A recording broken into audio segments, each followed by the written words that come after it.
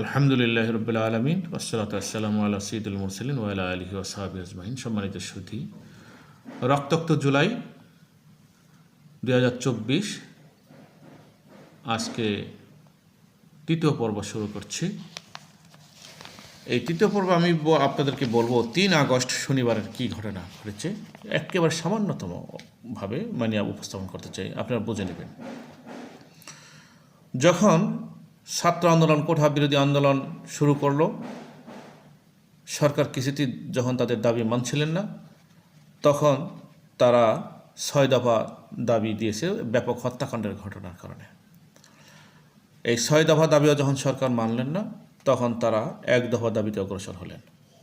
সরকারের পদত্যাগের দাবিতে 1 দফা দাবিতে গোটা দেশ উত্তাল হয়ে গেল। ঢাকায় কেন্দ্রীয় শহীদ মিনারে জমায়েত হতে থাকেন সারা বাংলাদেশের শিক্ষার্থীরা এবং সাথে অভিভাবক, সাধারণ জনগণ। বৈষম্য বিরোধী ছাত্র আন্দোলনের ডাকে রাজধানী সহ দেশের 33টি জেলা ও মহানগরীতে বিক্ষোভ শুরু হয়ে গেল। তার মানে সরকার যদি শুরুতেই এই দাবিগুলো মেনে নিতেন, তাহলে তো এই সহিংস রূপ আর ধারণ করত না। কেন? সরকার এমন কি ক্ষতি হতো যদি কোঠা বিরোধী যে আন্দোলন সরকার যদি ঘোষণা দিত? হ্যাঁ, অবশ্যই মুক্তিযোদ্ধাদের প্রতি আমাদের সম্মান, শ্রদ্ধা রয়েছে, তাদের জন্য একটা কোঠা থেকে বাকি কোঠাগুলো বাদ দেওয়া যেত এবং সেটা আলোচনা করেই যে সম্মানিত বীর মুক্তিযোদ্ধাদের জন্য কতটুকু রাখা যায়, এটা আলোচনা সাপেক্ষে করে বাকি তাদের দাবিগুলি মেনে নিলেই হতো। দেখুন, 2 আগস্ট শুক্রবার বৈষম্য বিরোধী ছাত্র আন্দোলনের ডাকে জুমার নামাজের পর প্রার্থনা ও ছাত্র জনতার গণমিছিল কর্মসূচি পালিত হয়। 28 জেলায় এই কর্মসূচি পালিত হয়। শিক্ষক, নাগরিক সমাজের দ্রোহযাত্রা কর্মসূচি পালন, শিল্পী সমাজের ব্যতিক্রমী প্রতিবাদে সামিল হন সর্বস্তরের মানুষ। আন্দোলন কিন্তু একদিনই দানা বাঁধেনি, যথেষ্ট সুযোগ সরকারকে দেওয়া হয়েছে। এরপর সমাজের সর্বস্তরের মানুষ ছাত্র জনতার পাশে এসে দাঁড়িয়েছে। এমন একটি দিন নেই যেই দিনে অসংখ্য ছাত্রকে হত্যা না করা হয়েছে। সাধারণ মানুষ এমনি নামেনি। বিগত 15 বছরে তো আপনাদের বিরুদ্ধে এভাবে মানুষ রাস্তায় নেমে আসেনি। ভালো চালান, খারাপ চালান চালিয়েছেন জনগণ। একটি সরকার সব ভালো করতেও পারে না, এটাও ঠিক।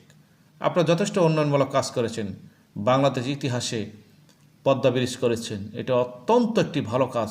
প্রায় 21টি জেলার মানুষের উপকার হয়েছে, আমি বলবো গোটা বাংলাদেশের উপকার হয়েছে, এবং পদ্মা সেতু গোটা বাংলাদেশের উপকার।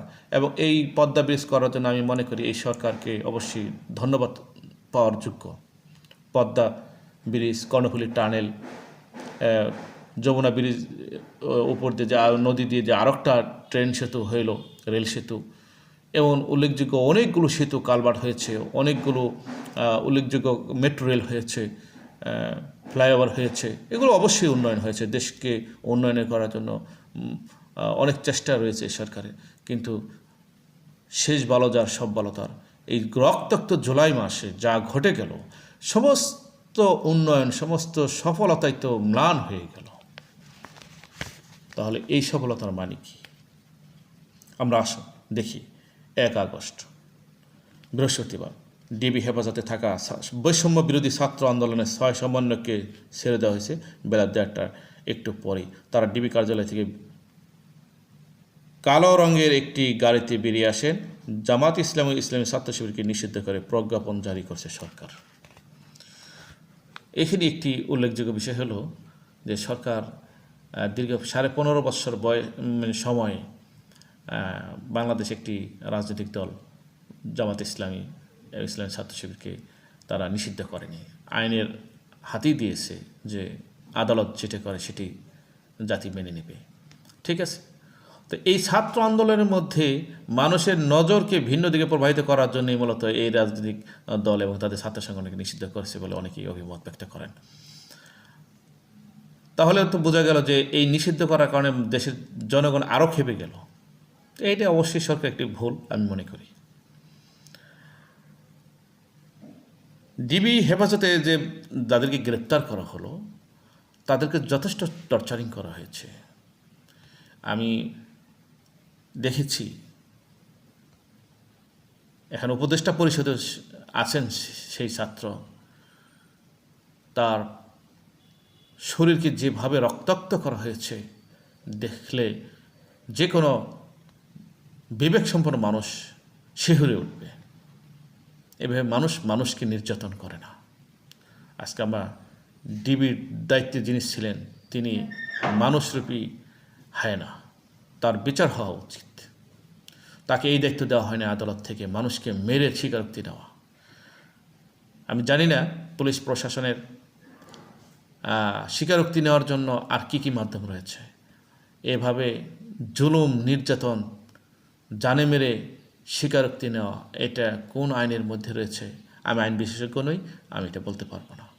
তবে তাদেরকে যেভাবে নির্যাতন চালানো হয়েছে সারা জীবন তাদের এই ক্ষত বয়ে বেড়াতে হবে। এবং জনতার চাপই তাদেরকে ছাড়া হয়েছে, ছাত্র জনতার দাবির প্রেক্ষিতেই তাদেরকে ডিবি কার্যালয় থেকে পরবর্তীতে তাদেরকে ছাড়ানো হয়েছে এবং নাটকও করানো হয়েছে তাদেরকে খাবার দিয়ে। আসুন, এই সমস্ত হঠকারী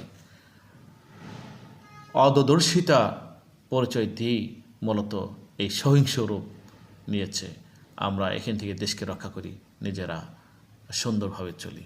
ধন্যবাদ সবাইকে।